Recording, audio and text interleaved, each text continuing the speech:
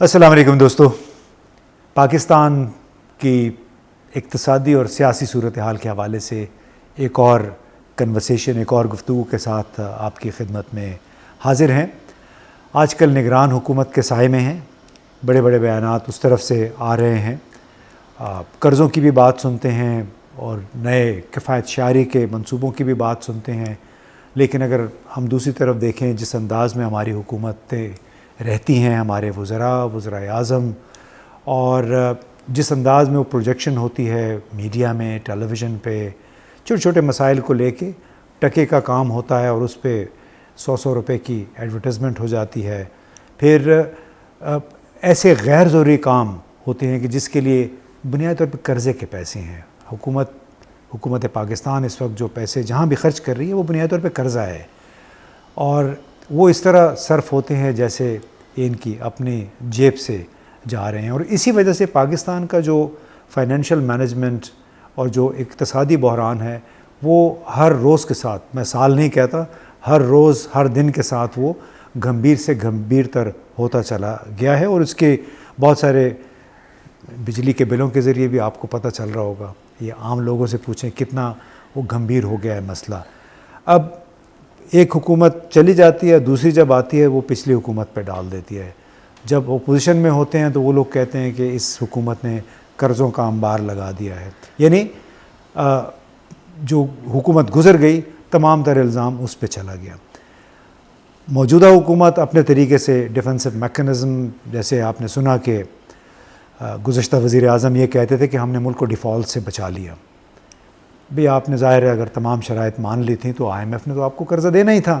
پھر کچھ اور بھی خدمات انجام دیں جس کے نتیجے میں امریکہ سرکار بھی، ان کا بھی دل پسیج گیا تو انہوں نے کہا کہ $1 ارب نہیں، ہم آپ کو $3 ارب کا ایک خصوصی قرضہ دے دیتے ہیں. یعنی قرضوں پہ قرضے ہم لیے جا رہے ہیں، طرز حکمرانی نہیں تبدیل ہو رہا اور باہمی الزامات کا سلسلہ جاری ہے. اب آج کی نشست میں ہم نے دعوت دی ہے شہباز رانا صاحب کو. صحافی ہیں، ایکسپریس اخبار کے ساتھ، ایکسپریس گروپ کے ساتھ وابستہ ہیں، ٹیلی ویژن کے ساتھ بھی. اور یہ وہ صاحب ہیں ایک لحاظ سے جہاد بھی کر رہے ہیں کہ گزشتہ 10-15 برسوں سے کیو بلاک بڑا مشہور ہے، اس کو منسٹری آف فائنانس وہاں پہ ہے ہماری، اور اچھی وہاں سے بڑی خبریں نکال کے لاتے ہیں. تو میں نے کہا کیوں نہ ایک ایسے نوجوان رپورٹر کے ساتھ آپ کی ملاقات کروائیں کہ جس نے تمام حکومتیں دیکھی ہیں گزشتہ 10-12-15 سال کے دوران. شہباز، بہت بہت شکریہ، آپ نے وقت نکالا ہماری. Thank you very much. تو یہ طویل آپ نے انٹروڈکشن تو میں نے دے دیا ابتدائیہ. آپ یہ بتائیے، بہت آپ سٹوری بھی نکال کے لا رہے ہیں کہ PDM کی حکومت تھی، سابق وزیر اعظم شہباز شریف، انہوں نے جاتے جاتے بھی بڑے کارنامے کیے. اس سے پہلے تو ہم نے وہ بعد میں ڈسکس کرتے ہیں کہ جو جاتے جاتے آخری 2-3 ہفتوں میں انہوں نے کام کی، لیجسلیشن بھی بڑی ہوئی، بڑی تاریخی نوعیت کی، ہول سیل میں. تو وہ جو کچھ بڑے ایسے کام تھے جن کا براہ راست اثر ہماری طویل المایات گورننس پہ، فائنینشیل مینجمنٹ پہ پڑتا ہے، وہ کیا باتیں تھی ذرا بتائیے. پہلے تو بہت شکریہ، آپ نے مجھے بلایا، thank you very much for that. دیکھیے، جب PTI کی حکومت تھی تو جو سب سے زیادہ تنقید PTI پہ ہوتی تھی کہ جو اسٹیبلشمنٹ کا جو رول تھا وہ بہت زیادہ حکومت کے معاملات میں بڑھ گیا تھا. وہ جتنا بھی بڑا تھا وہ انفارمل رول تھا، اس کو لیگلائز یا فارملائز نہیں کیا گیا تھا. اس میں کوئی شک والی بات نہیں کہ ڈپینڈنگ اپون کہ کون میٹنگ چیئر کر رہا ہے اکانومی کی، اس لیول سے ایک اسٹیبلشمنٹ کا کوئی نہ کوئی آفیسر اس میٹنگ پہ بیٹھتا تھا. اس حکومت نے جاتے جاتے جو سب سے بڑی غلطی کی ہے، اور جس کا ہم نے تذکرہ اس دن جو پرائم منسٹر سابق شہباز شریف صاحب کے ساتھ ان کے ساتھ ایک بریک فاسٹ تھا جرنلسٹ کا آخری دن، اس میں بھی جو ان کو کویشچنز ہوئے تو میجورٹی جو ان سے جو سوالات ہوئے اسی نیچر کے تھے.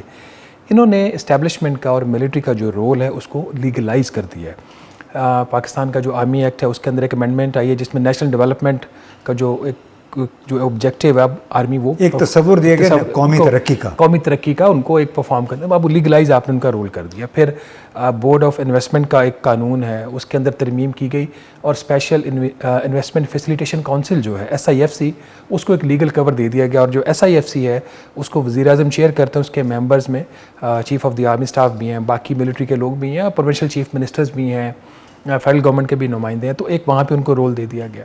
پھر تیسرا اسی طریقے سے ایک پاکستان سوورن ویلتھ فنڈ بنایا گیا.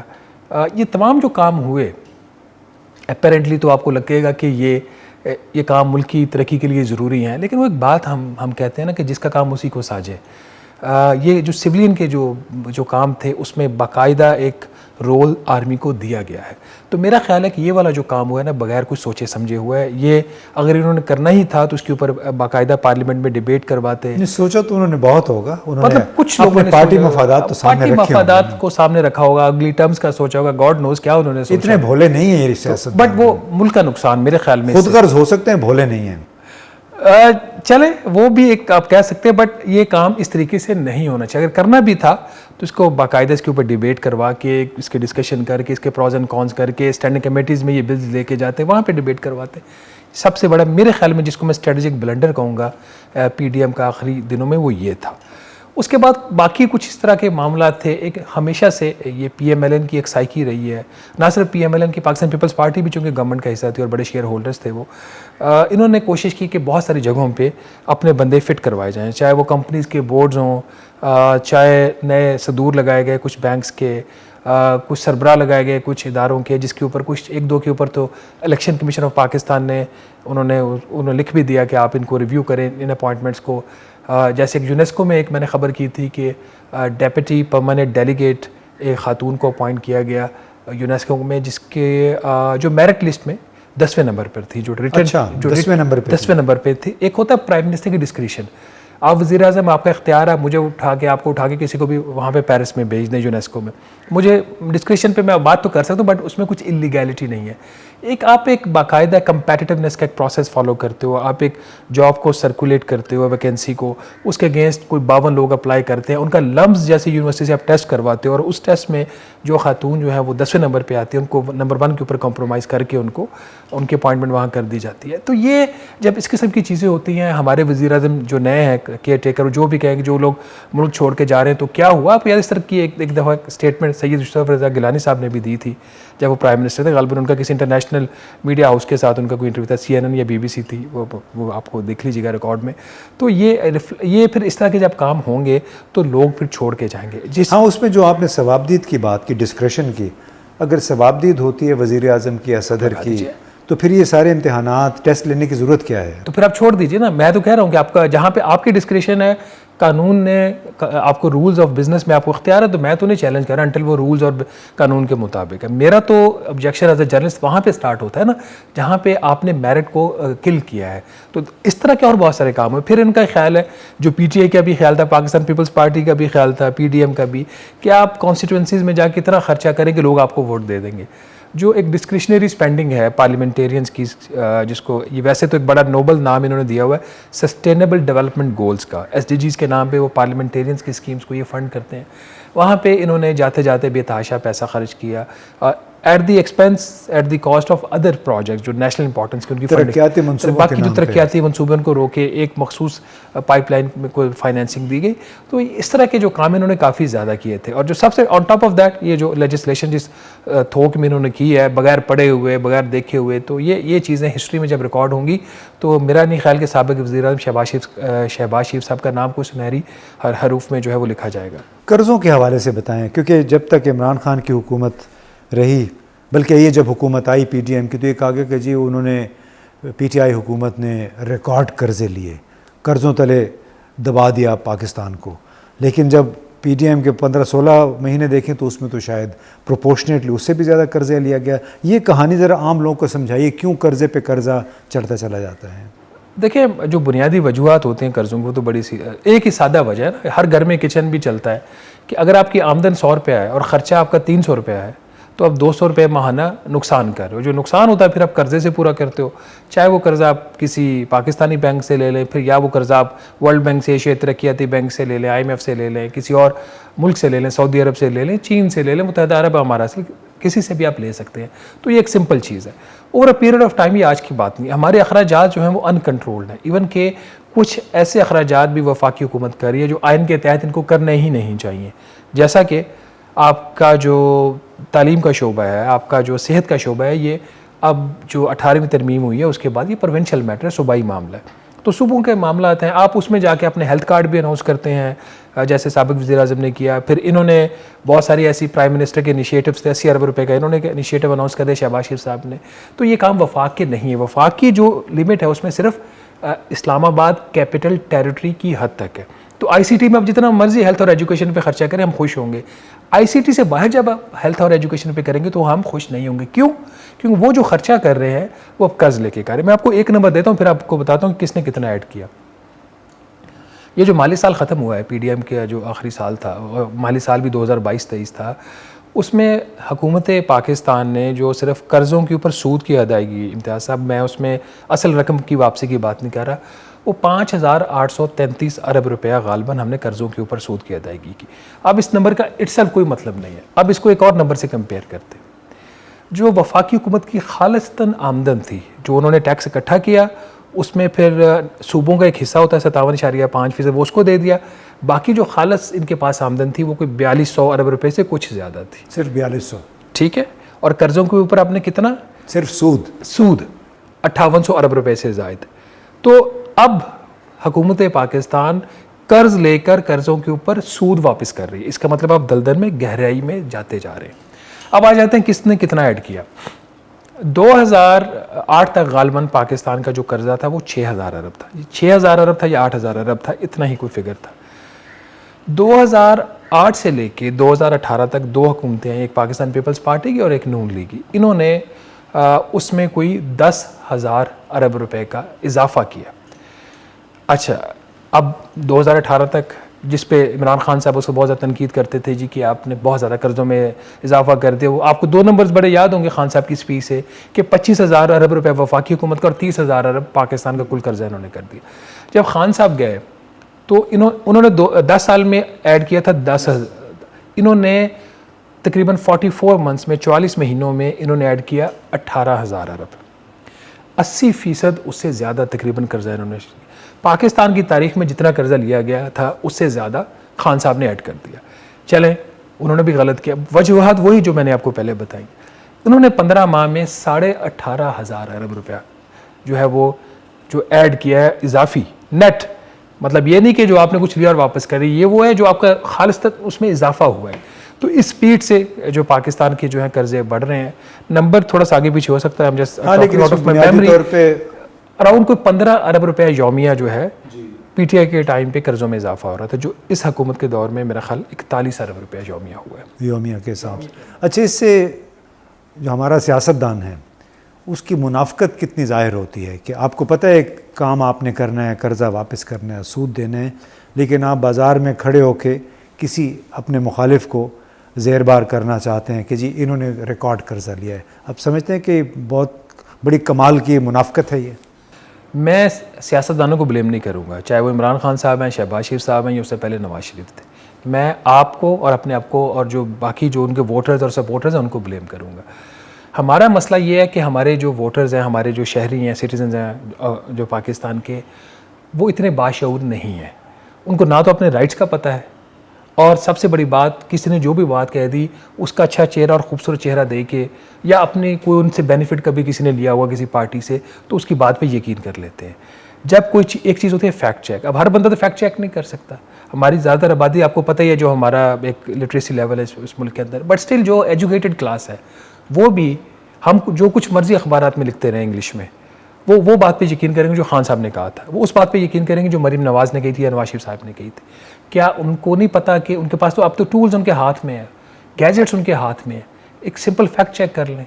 تو جب ہم as a voter, as a supporter اس چیز کو ہم بلیو کر لیتے ہیں بلائنڈلی, تو پھر ان سیاستدانوں کو موقع ملتا ہے وہ ہمیں بے وقوف بنائے. ان کی منافقت اپنی جگہ پہ, دیٹ آئی کی ناٹ ڈینائی, دیٹ آئی کی ناٹ ڈیفینڈ, لیکن ہمارے اپنے اندر کمزوری ہے یہ.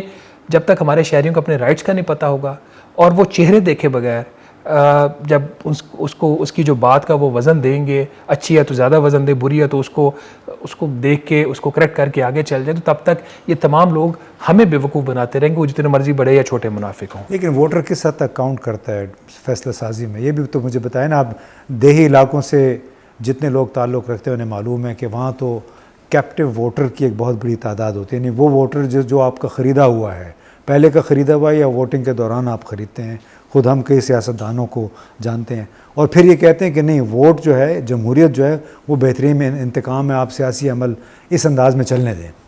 دیکھیں آپ کے سوال کا میں جواب نہیں دے سکتا. یہ تو جو پروسیس ہے، بیلٹ باکس ہے، اس کی کتنی قدر ہے اس ملک کے اندر آپ کو بھی پتہ ہے اور مجھے بھی پتہ ہے. اب تو چیزیں بہت ایکسپلیسٹ ہو گئی ہیں. پہلے اس کی مثال آپ ایسے لے لیجئے، پہلے کوئی کرپشن کرتا تھا نا تو وہ چھپ کے کرتا تھا، تھوڑا بہت اس کو برا سمجھا جاتا تھا. اب تو میٹنگز میں بیٹھ کے ڈسکس کیا جاتا ہے کہ کس نے کتنا پیسہ لیا ہے.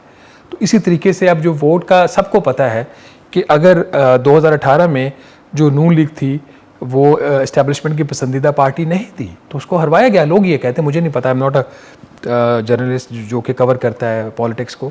اب یہ کہا جاتا ہے کہ اسٹیبلشمنٹ کو پی ٹی آئی پسند نہیں ہے، تو یہ لوگوں کا خدشہ ہے کہ پی ٹی آئی کو جیتنے نہیں دیا جائے گا. اگر اچھا یہ ایک دوسرا لیول ہے نا، اگر جیتنے کسی کو ہرایا گیا، جتایا گیا، وہ کام اسلام آباد میں ہوتا ہے.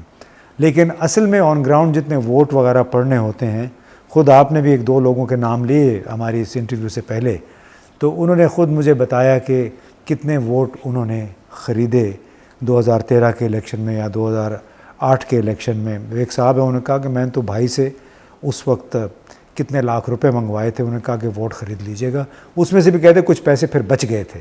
سو اس کے دو اب پہلو ہیں نا، ایک تو یہ کہ مینیپولیشن جو کہ بالکل آخری سٹیج پہ ہوتی ہے، دوسری مینیپولیشن جو کہ آن گراؤنڈ ہوتی ہے.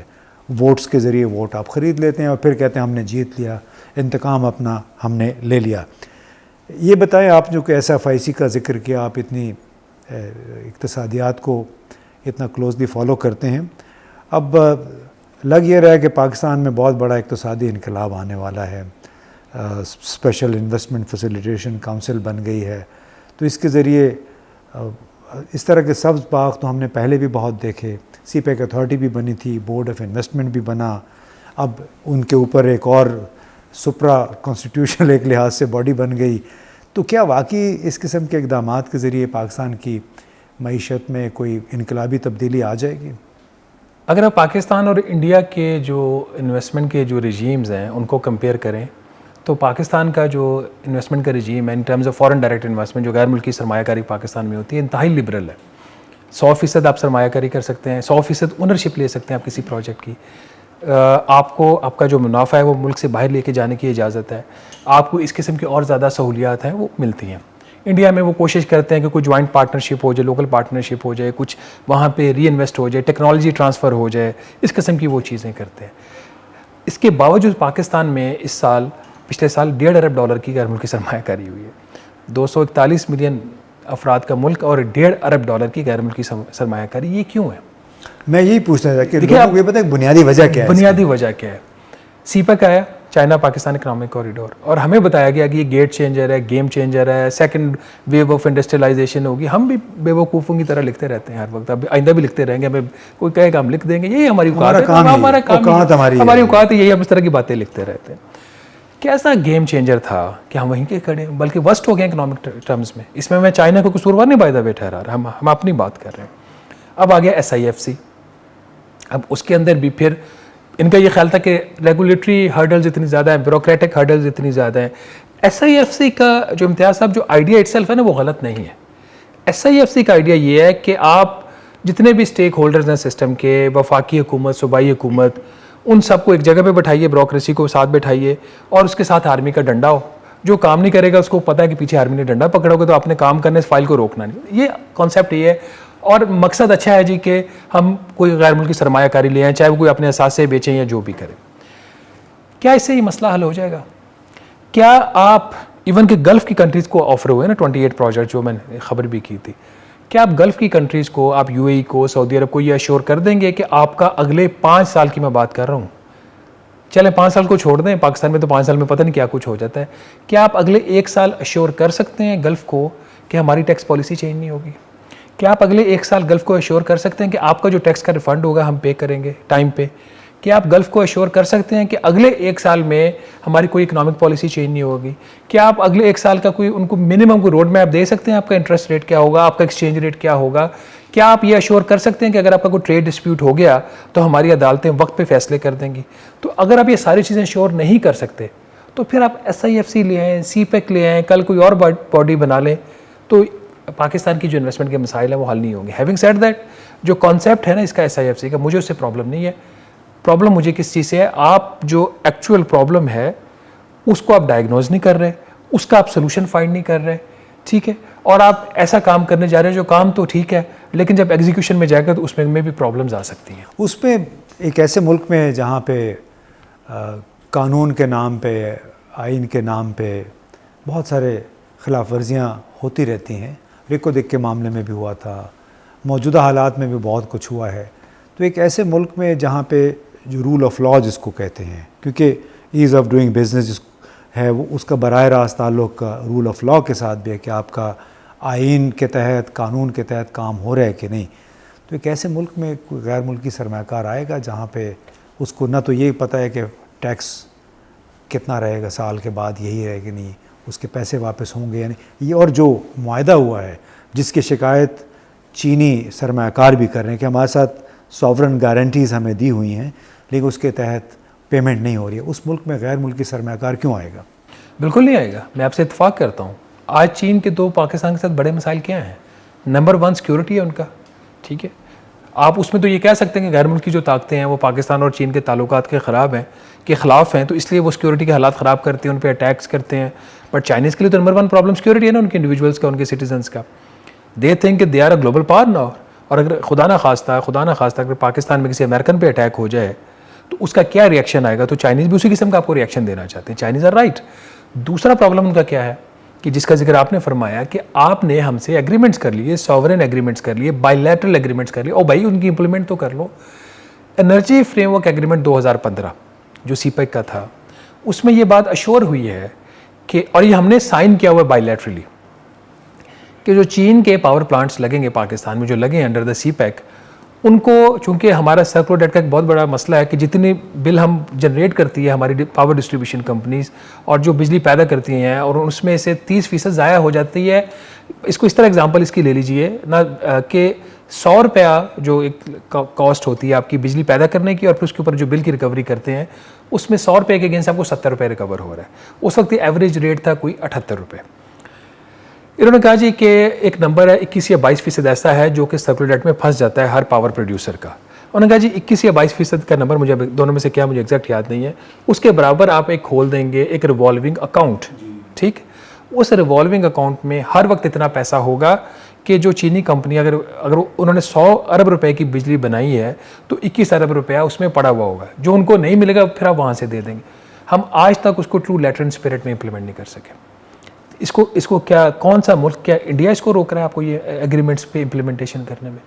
ہمارا مقصد کیا ہے یا ہمارا مسئلہ کیا ہے؟ جب کوئی ہم کو کام کی بات کرنے لگتے ہیں تو ہمارے نیشنل انٹرسٹ آ جاتا ہے, ہمارا انڈیا آ جاتا ہے, ہماری سازش آ جاتی ہے, ہمارا ملک جو ہے وہ خطرے میں پڑ جاتا ہے. کبھی ایک خبر سے کوئی ملک خطرے میں پڑ جاتا ہے. آپ نے ایسے ممالک دنیا میں دیکھے ہیں کہ کوئی خبر سے وہ خطرے میں پڑ جائیں؟ ایسا نہیں ہوتا. مسئلہ صرف یہ ہے کہ جس کا کام, لیکن اس کی بنیاد پہ کیسز بھی تو بنے ہیں کہ کسی نے اسٹیٹمنٹ دی اور کہا کہ جو ملک کی سلامتی خطرے میں پڑ گئی. وہی بات ہے نا, تو ایسے ملک میں کون آئے گا؟ ایسے ملک میں کون آئے گا؟ تو آپ کو میں being a journalist I believe کہ جو سویلین گورنمنٹ ہے اور جو ملٹری اسٹیبلشمنٹ ہے وہ کام کرنا چاہتے ہیں. کون چاہتا ہے کہ وہ ناکام ہو؟ کوئی بھی نہیں چاہتا کہ اس کا جو ٹینیور ہے اس کو ایز اے ناکام ٹینیور گنا جائے ہسٹری میں, چاہے وہ آرمی چیف ہے یا پرائم منسٹر آف پاکستان ہے. لیکن جب تک یہ صحیح ڈائگنوسس نہیں کریں گے, جب تک right man at the right place نہیں ہوگا, جب تک ایکسپرٹس جو ہیں وہ اپنا کام نہیں کریں گے, یہ جو ایڈ ہاک بیسس کے اوپر نظام چل رہا ہے یہ ایسے ہی چلتا رہے گا. آپ کو کہیں سے وقتی طور پر ہو سکتا ہے آپ OGDCL کے شیئرز بیچ دیں, PPL کے بیچ دیں, ماری کے بیچ دیں, ہو سکتا ہے ریکوڈیک میں سعودیز پارٹنرشپ ہو جائے, بٹ یہ ون آف ٹرانزیکشنز ہوگی, یہ لانگ ٹرم اور سسٹینیبل چیز نہیں ہوگی.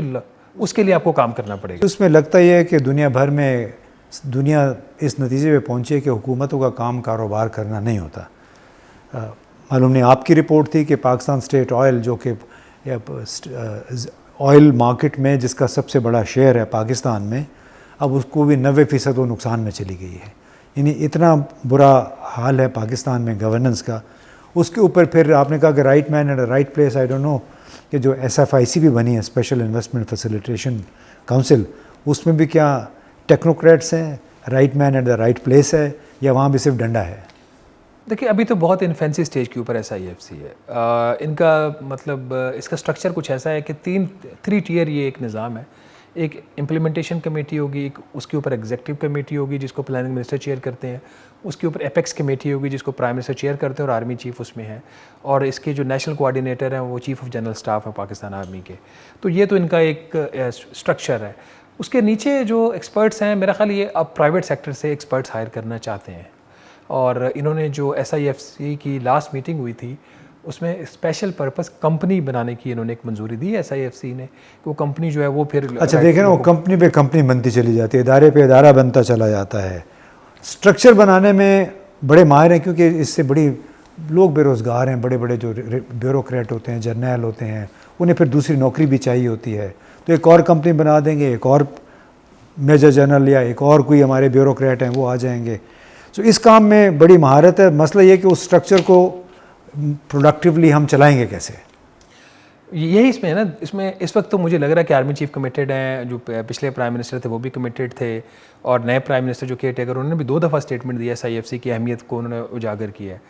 اس طرح کی جو باڈیز ہوتی ہیں اس میں پرابلم یہ آ جاتا ہے کہ جب تک تو ٹاپ ٹیئر کی جو لیڈرشپ ہوتی ہے وہ کمیٹیڈ ہوتی ہے تو کام چلتا رہتا ہے تھوڑا بہت. جب ٹاپ ٹیئر لیڈرشپ چینج ہو جاتی ہے تو ایک نیچرل ہے نا کہ اگر آپ اپوزٹ جو پارٹی ہے آپ کی, یا دوسری سائڈ پہ آرمی چیف بھی جب چینج ہوتے ہیں, مجھے کوئی ملٹری سائڈ کا اتنا نہیں پتہ, بٹ نارملی جو لیگیسی ہوتی ہے نا پچھلے کی وہ لے کے نہیں چلتے, وہ اپنی نئی لیگیسی کریٹ کرنے کی کوشش کرتے ہیں. تو اس میں اب SIFC کا کیا ٹریٹمنٹ ہوگا, آگے جا کے کیا نہیں ہوگا, تو یہ ساری وہ چیزیں ہیں. یو آر رائٹ کہ جب تک ان چیزوں کو آپ اس طریقے سے نہیں کرتے کہ جو سسٹینیبل اور انسٹیٹیوشنلائزڈ ہوں, اور انسٹیٹیوشنلائزڈ ڈز ناٹ مین کہ اس کا آپ نے BOI کے لاء میں امینڈمنٹ کر کے اس کو ڈال دیا ہے. آپ کو اس کو جو کام ہے, جن لوگوں کا کام ہے, ان سے آپ کو لینا پڑے گا. آپ اس کی ایگزامپل ایسے لے لیجئے کہ جب CPEC بنا تھا تو ایک CPEC ایک پروجیکٹ ایک ہوتا تھا, CPEC سیکریٹریٹ, اس نے سارا آپ کا CPEC ایگزیکیوٹ کروایا کوئی $25 ارب کا. پھر خیال آیا کہ نہیں جی, اس کے اوپر ایک CPEC اتھارٹی بننی چاہیے کہ جنرل جو ریٹائرڈ ہے 3 اسٹار, ان کو بٹھا کے ہم کام چلائیں گے. وہ 3 اسٹار جنرل بٹھائے وہ کام ہی نہیں چلا. CPEC اتھارٹی جو ہے وہ ایگزسٹ کرتی بھی اور نہیں بھی ایگزسٹ کرتی آج بھی. تو ادارے بنانے سے آپ کے جو ہے نا, آپ کے جو پرابلمز ہیں, آپ کے مسائل ہیں, وہ حل نہیں ہوں گے جب تک آپ جن لوگوں کا کام ان کو کام نہیں کرنے دیں گے آپ. میں ایک آخری سوال, شاید آخری سوال ہی ہے یہ, اس حوالے سے پوچھنا چاہ رہا تھا. ہم نے قرضوں کی بات کی ہے, یہاں پہ غیر ملکی سرمایہ کاری نہیں آتی ہے, پھر ہمارا جو انڈیپینڈنٹ پاور پروڈیوسر جو بجلی کا مسئلہ ہے, اور ایک برسبیل تذکرہ وہ میں ذکر کر دیتا ہوں کہ کتنے افسوس کی بات ہے کہ 22 اگست کو بڑے فخر سے ہمیں بتایا گیا کہ آج پاکستان میں ریکارڈ بجلی پیدا ہوئی ہے, وہ کوئی 25,200 میگا واٹ, جبکہ ٹرانسمیشن کی کیپیسٹی ہماری شاید 22-23 ہزار ہے ایک وقت میں. اس کے برعکس انسٹالڈ کیپیسٹی کہتے ہیں آپ پیداوار کی صلاحیت جو ہے وہ 44,000 میگا واٹ ہے. تو یہ جو جن لوگوں نے بار بار کہہ رہے تھے کہ ہمیں بجلی کے پلانٹ چاہیے, ہم نے ملک کو اندھیروں سے نکالنا ہے, اس میں ان کا قصور تھا یا بیوروکریٹ کا قصور تھا کہ جس کی وجہ سے وہ انسٹالڈ جو 20,000 میگا واٹ استعمال نہیں ہو رہے, 22,000, اس کے کیپیسٹی چارجز تو پاکستان کو دینے پڑ رہے ہیں. دیکھیے یہ بڑا ریلیونٹ کویشچن ہے آپ کا. دونوں کا قصور ہے, پولیٹیکل لیڈرشپ کا قصور بھی ہے اور بیوروکریسی کا بھی ہے. پولیٹیکل لیڈرشپ کا ایسے کہ جب آپ کے پاس پہلے سرپلس کیپیسٹی پڑی ہوئی ہے, چاہے آپ کو ضرورت ہے, آپ اس لیے بجلی نہیں بیچ رہے کہ آپ کو نقصان بھی ہوگا, بلوں کی ریکوری بھی کم ہوگی, تو آپ بیچو ہی نہ, آئیڈل کیپیسٹی پیمنٹ کر دو ان کو. اس کے باوجود ابھی C5 کا جو منصوبہ ہے, چشمہ نیوکلیر پاور پلانٹ 5, وہ ابھی پرائم منسٹر شہباز شریف کر کے گئے ہیں. 1200 میگا واٹ اور ایڈ کرنے کی منظوری دی ہے. اب اس کی باوجود اس کے کہ جو انٹیگریٹڈ آپ کا جنریشن جو IGSEP اس کا مجھے اس کی ایبریویشن ہے, کہ ایک آپ کا ایک پورا ایک پلان ہوگا کہ آپ کی ریکوائرمنٹس کیا ہیں اور ایفیشینٹ آپ کے جو پلانٹس ہیں کون سے ہیں, اور اس کے جو کینڈیڈیٹ پروجیکٹس ہیں اس میں وہ شامل نہیں تھا, اس کو اس میں شامل کروا کے منظور کر کے گئے. تو پولیٹیکل لیڈرشپ کا قصور آ گیا. اب آ جاتے ہیں بات بیوروکریسی کی. اب جب یہ 25,000 میگا واٹ ہوا تو پاور منسٹری سے میرے ایک دوست ہیں بیوروکریٹ, انہوں نے مجھے میسج کیا, جی مبارک ہو, دیکھیں جی ہم نے یہ جو ہے اچیومنٹ کر لی. تو میرا اس کے آگے سے جواب یہ تھا, مجھے تو خوشی نہیں ہوئی. جی کیوں رانا صاحب, تانوں خوشی کیوں نہیں ہوئی؟ میں نے کہا مجھے خوشی اس لیے نہیں ہوئی کہ یہ جو بجلی آپ نے پیدا کر دی ہے, اب آپ اس کو بیچیں گے آگے, اور جب بکے گی تو اس میں آپ کی جو ریکوری ہے وہ کم ہے, اور اس میں کچھ لائن لاسز میں بھی چلا جائے گا. اور میں ہوں آپ کا آنیسٹ کنزیومر, میرا آج کا ٹیرف ہے 51 روپے فی یونٹ. تو جب اس کے نقصانات آئیں گے, چونکہ آپ باقی جگہ سے تو لے نہیں سکتے, تو میرا ٹیرف تو ہو جائے گا 60 روپے فی یونٹ. تو اس پہ تالیاں مت بچائیں, مجھے پریشانی اب یہ ہوگا کہ میرا ٹیرف 60 روپے فی یونٹ ہو رہا ہے. تو یہ ساری کہانی ہے ہماری.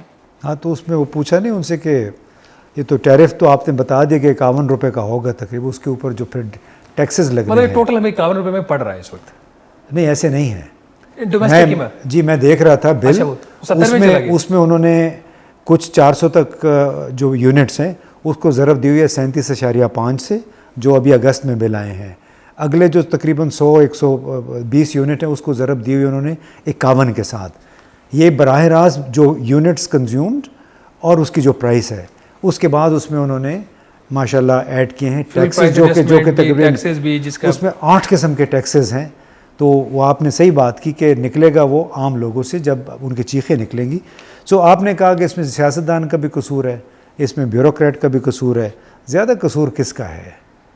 کیونکہ سیاستدان ہے تو اپنی انتخابی سیاست کرنی ہے, لیکن بیوروکریٹ جیسے بڑے سیکریٹریز آتے ہیں ان کو تو سب کچھ پتہ ہوتا ہے کہ جو 20-22 ہزار میگا واٹ اگر بیکار ہماری پیداواری استعداد ہے ہم پیدا نہیں کر سکتے, اس کے 60-65% اس کا ہم کیپیسٹی آئیڈل کیپیسٹی چارجز تو دے رہے ہیں. یہ کیوں ایکیومولیٹ ہوا ہے؟ اس میں تو ٹیکنیکل جو ایکسپرٹس ہمارے سو کالڈ بیٹھے ہوئے ہیں ان کا قصور نہیں ہے. Both are equally responsible.